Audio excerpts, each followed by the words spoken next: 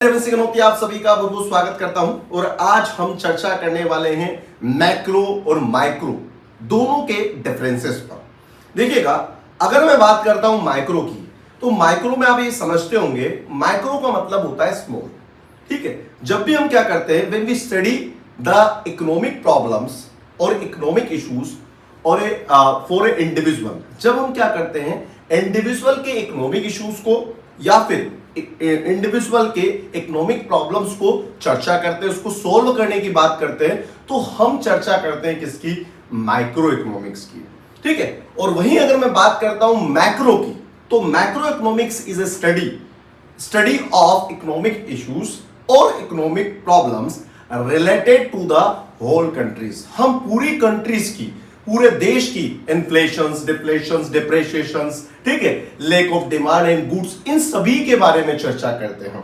तो हम क्या कहते हैं उसको? Macro economics. एक छोटा सा एग्जांपल अगर मैं आपको बताता हूं कि फैमिली के अंदर बहुत सारे मेंबर्स हैं और फैमिली की एक मेंबर्स की इकोनॉमिक इश्यूज को, इकोनॉमिक प्रॉब्लम्स को, डिमांड एंड सप्लाई को, ठीक है, या फिर अगर हम बात करें उसकी इंडिविजुअल प्रॉब्लम्स को अगर हम समझते हैं इकोनॉमिक्स के अंदर, तो हम माइक्रो इकोनॉमिक्स की बात करते हैं। और पूरी फैमिली की अगर हम बात करते हैं, जो फैमिली के अंदर सारे मेंबर्स होते हैं, उनके इकोनॉमिक इश्यूज को, उनकी इकोनॉमिक प्रॉब्लम्स को अगर हम समझते हैं, तो हम बोलते हैं क्या? Macro economics. देखिएगा, आगे चलकर हम सबसे पहले एक एक टॉपिक को कवर करने वाले हैं और सबसे पहले मैं आपको बताने वाला हूं क्लासिफिकेशंस। ठीक है, क्लासिफिकेशंस ऑफ गुड्स। गुड्स को हमने अलग अलग तरीके से बांटा है। देखिएगा, गुड्स को अगर हम बात करते हैं तो सबसे पहले हम बात करते हैं क्या? इधर बात करते हैं फाइनल गुड्स की और यहां पर हम बात करते हैं किसकी?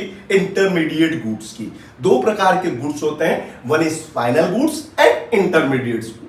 इनको समझने से पहले हमको एक प्रोडक्शंस बाउंड्री को समझना होता है।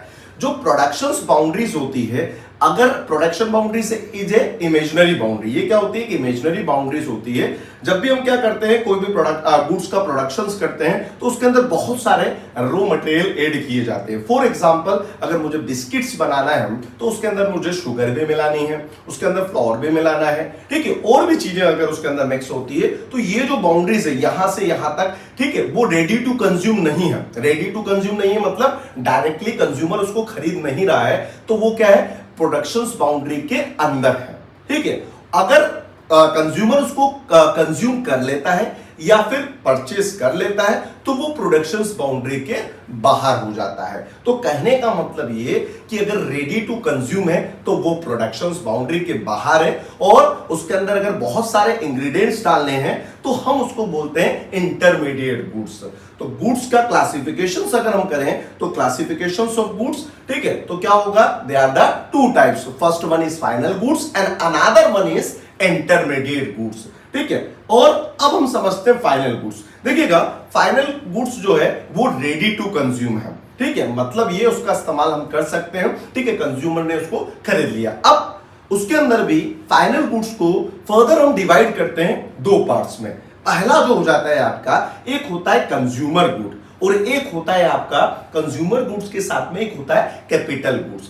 कंज्यूमर गुड्स क्या होते हैं? कंज्यूमर गुड्स वैसे गुड्स होते हैं जो डायरेक्ट सेटिस्फाई करते हैं किसको? कंज्यूमर की वांट्स को। कहने का मतलब ये, अगर मैंने कंप्यूटर खरीदा, कंप्यूटर मैंने परचेज किया, तो कंप्यूटर मैंने अपने लिए, अपने यूज के लिए, अपने वांट्स को सेटिस्फैक्शंस के लिए मैंने उसको खरीदा है।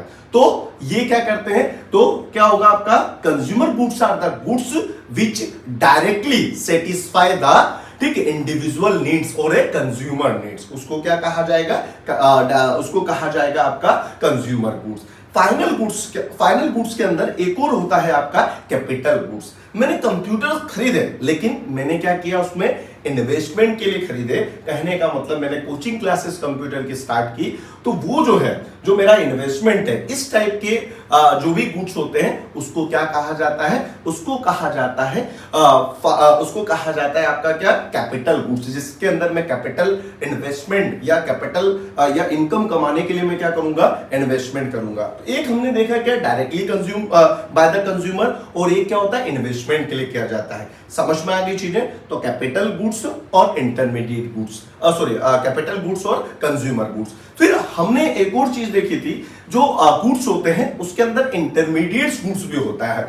इंटरमीडिएट गुड्स क्या होते हैं? Which are not ready to use, ठीक है, बाय द फाइनल गुड्स, है ना, मतलब उसको क्या है, वो अगर हम बात करते हैं वो रेडी नहीं है किसके लिए? यूज के लिए, ठीक है। तो वैसे गुड्स क्या होते हैं?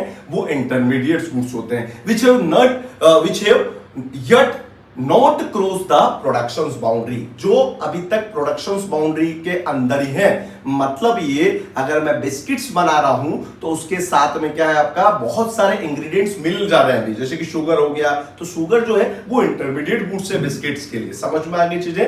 Those goods which are not purchase, sorry those goods which are purchase by the one form and used on the another form, ऐसे गुड्स जो एक जगह से खरीदे गए हैं और उनका उपयोग जो है दूसरी जगह पर हो रहा है। जैसे कि शुगर को खरीदा बिस्किट्स के अंदर डालने के लिए, शुगर को खरीदा दूसरी चीजों को बनाने के लिए। समझ में आ गई चीजें? एज ए रॉ मटेरियल भी हम इसको यूज कर सकते हैं, as a for the sale. Value is still to be added. ऐसे जो इंटरमीडिएट गुड्स होते हैं उसके अंदर और वैल्यूज की ऐड करने की आवश्यकता है। जैसे कि क्या हो गया आपका, कि अगर बिस्किट्स बनाना है तो उसके अंदर शुगर, वाटर, ये सारे इंग्रेडिएंट्स मिलाने की आवश्यकता है। तो इस टाइप के गुड्स को हम क्या बोलते हैं? इस टाइप के गुड्स को कहा जाता है इंटरमीडिएट गुड्स, ठीक है। Thank you.